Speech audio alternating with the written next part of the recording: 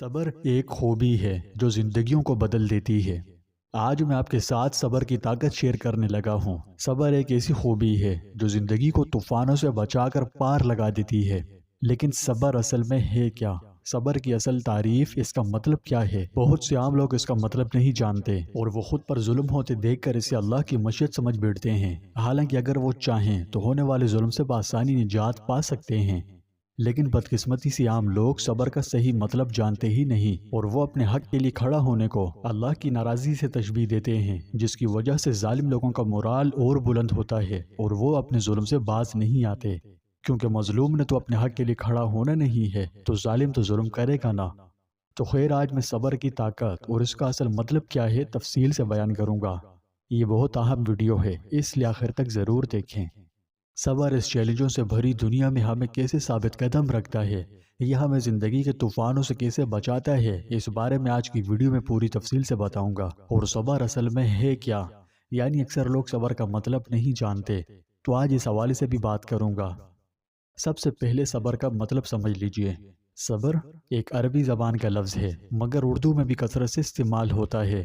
صبر کے معنی ہے روکنا، باندھنا، برداشت کرنا، عفو درگزر کرنا اور ثابت قدم رہنا۔ جہاں تک اصطلاحی معنی کا تعلق ہے تو قرآن و سنت کی اصطلاح میں نفس کو اپنی ناجائز خواہشات سے باز رکھنے کا نام صبر ہے۔ اس لیے صبر کے معنی تمام گناہوں اور خلافت شرع کاموں سے باز رہنے کے ہیں۔ یہ اللہ کے منصوبے پر ایمان اور بھروسے کے ساتھ مشکلات کو برداشت کرنے کے بارے میں ہے۔ آپ جانتے ہیں کہ ہر انسان کی اپنی پسند اور ناپسند ہوتی ہے۔ اب یہ ضروری نہیں کہ ایک انسان کی ہر بات دوسرے کو پسند آ جائے، ایسی صورت میں اختلاف کا ہونا لازمی ہے۔ کبھی یہی اختلاف مخاصمت و مخالفت اور دشمنی و عناد میں بدل جاتا ہے، پھر تکرار و بحث اور لڑائی و جھگڑے کی نوبت آ جاتی ہے۔ یہ حالت غیر پسندیدہ اور قابل مذمت ہے۔ جب ایسی صورتحال پیدا ہونے والی ہو تو ایک شخص کو چاہیے کہ اپنے جذبات کو قابو میں رکھے، اسلامی تعلیمات پر عمل کرتے ہوئے وہ خاموشی اختیار کرے اور صبر و تحمل اور برداشت کا مظاہرہ کرے۔ صبر و تحمل ایک قابل تعریف خوبی ہے۔ قرآن و حدیث میں جگہ جگہ صبر و تحمل کا ذکر آیا ہے۔ اللہ نے قرآن مجید میں متعدد مقامات پر صبر و تحمل کا ذکر کیا ہے۔ صبر کے اجر کے بارے میں ارشاد ربانی ہے، جو لوگ صبر سے کام لیتے ہیں ان کا ثواب انہیں بے حساب دیا جائے گا۔ یعنی صبر ایک ایسی صفت ہے کہ اللہ نبی اکرم صلی اللہ علیہ وسلم اس کو پیدا کرنے کے لیے آپ کو شدائد پر صبر کرنے کا حکم دیتے ہوئے فرماتے ہیں کہ جو وہی آپ کے پاس بھیجی جا رہی ہے آپ اس کی اتباع کرو اور صبر سے کام لو، یہاں تک کہ اللہ کوئی فیصلہ کر دے اور وہ بہترین فیصلہ کرنے والا ہے۔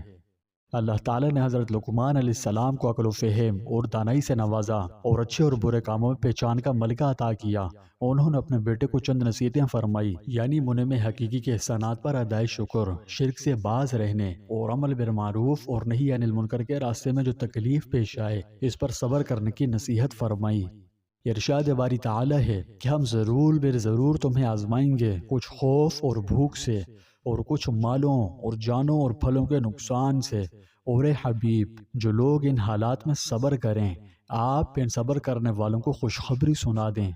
یہ آیت ہمیں بتاتی ہے کہ آزمائش ناگزیر ہیں، لیکن ان پر قابو پانے کے لیے صبر ہمارا سب سے بڑا ذریعہ ہے۔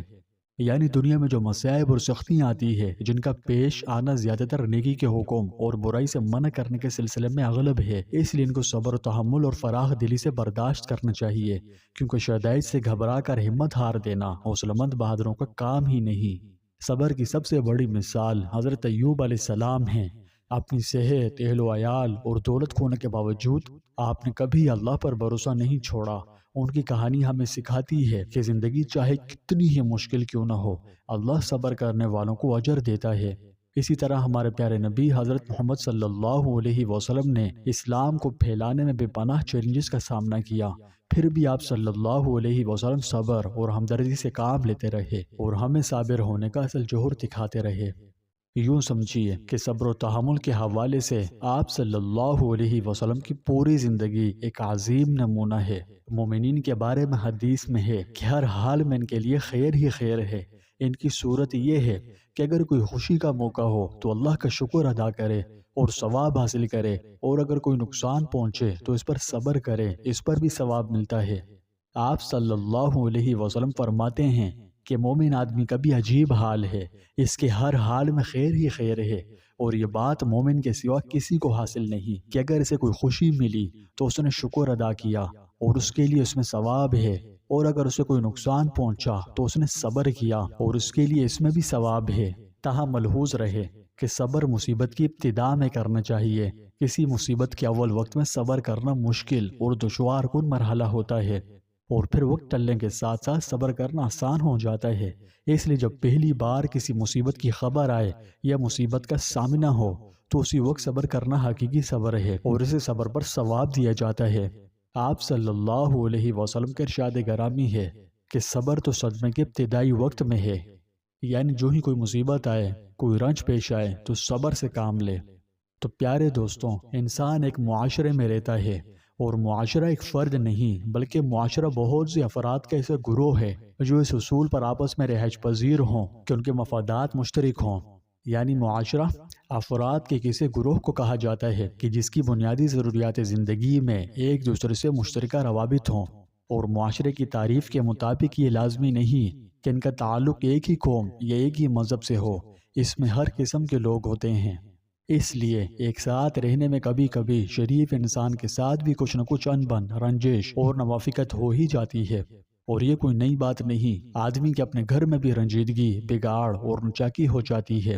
ایسے مواقع پر ہمیں غیظ و غضب میں آ کر کوئی فیصلہ نہیں لینا چاہیے، بلکہ ایک دوسرے کی غلطیوں اور کوتاہیوں کو معاف اور درگزر کرتے ہوئے آگے بڑھنے کی کوشش کرنی چاہیے۔ اس پر جہاں اللہ تعالیٰ کی جانب سے ثواب ملے گا، وہیں معاشرے اور گھر میں بہت سے مفاسد کا سدباب آسانی سے ہو جائے گا۔ ہماری ایک بڑی کمزوری یہ ہے کہ ہم معمولی سی باتوں پر جذبات کی روح میں آ کر بہت سے غلط فیصلے لے لیتے ہیں، اور ان غلط فیصلوں کی وجہ سے ہم اپنا چین و سکون سب کھو دیتے ہیں، اور پھر ناکامی ہاتھ لگتی ہے۔ لیکن اگر ہم پرسکون اور کامیاب زندگی گزارنا چاہیں تو اس کا ایک بڑا سمپل فارمولہ ہے کہ ہمیں عفو درگزر، صبر و تحمل اور برداشت سے کام لینا ہوگا، کیونکہ یہی خوشگوار زندگی کا راز ہے۔ لیکن سوال یہ ہے کہ ہم اپنی روزمرہ کی زندگی میں صبر پیدا کیسے کریں؟ تو اس کے لیے سب سے بہترین چیز نماز ہے۔ جب مشکلات کا سامنا ہو تو نماز اور دعا میں اللہ کی طرف رجوع کریں، اس سے عافیت مانگیں۔ یاد رکھیں کہ ہر آزمائش اللہ کی طرف سے ایک امتحان ہے، اور وہ سختی کے بعد آسانی کا بھی وعدہ کرتا ہے۔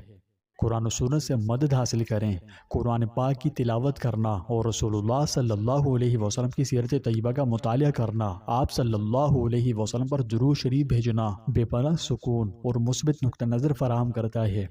تو آپ اپنے اندر صبر کی صفت کو پیدا کرنے کے لیے نماز، تلاوت قرآن پاک اور بکثرت درود شریف کا ورد شروع کریں۔ پیارے دوستوں، صبر ایک صرف خوبی ہی نہیں، یہ اسلام میں زندگی گزارنے کا ایک احسن طریقہ ہے۔ یہ ہماری جدوجہد کو ترقی کے مواقع میں بدل دیتا ہے اور ہمیں اللہ سبحانہ و تعالیٰ کے قریب لاتا ہے۔ لہٰذا جب کبھی آپ کو کوئی چیلنج درپیش ہو، کسی مشکل کا، کسی پریشانی کا سامنا ہو، تو یاد رکھیں کہ بے شک ہر مشکل کے ساتھ آسانی بھی ہے۔ تو اللہ پر اپنا ایمان مضبوط رکھیں اور اس سے مدد طلب کریں۔ اللہ ہماری مشکلات کو آسان فرمائے، ہماری پریشانیاں دور کرے، ہمیں کثرت سے درود شریف پڑھنے والا بنائے، اور ہم سب کو اپنی رضا والی زندگی نصیب کرے۔